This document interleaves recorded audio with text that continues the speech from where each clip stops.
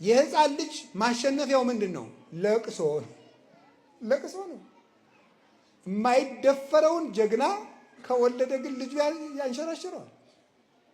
ሰዎች ጤና ይስጥልኝ ብለው የሚሰግዱለትን ሰውዬ ልጁ ግን ያሰግደዋል አልቅሶ። ሕፃን ልጅ ማለት ነው። ከወለደ ምን ጌታ ቢሆን ምን ንጉሥ ቢሆን ለልጁ የማይጎነበስ ማን አለ? ለልጁ አንገቱን የማይደፋ ማን አለ? ልጅ ነዋ።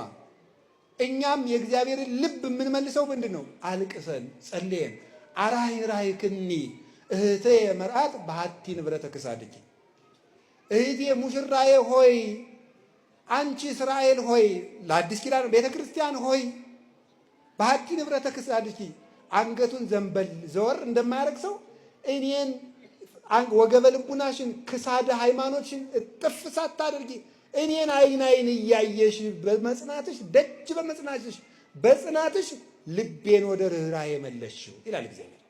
እግዚአብሔር ልቡን እንዲመልስልን ምን የሚያስፈልገው? መጸለይ መጮህ ነው። እኛ እንጮሃለን፣ እግዚአብሔር ይሰማል ይሰማል።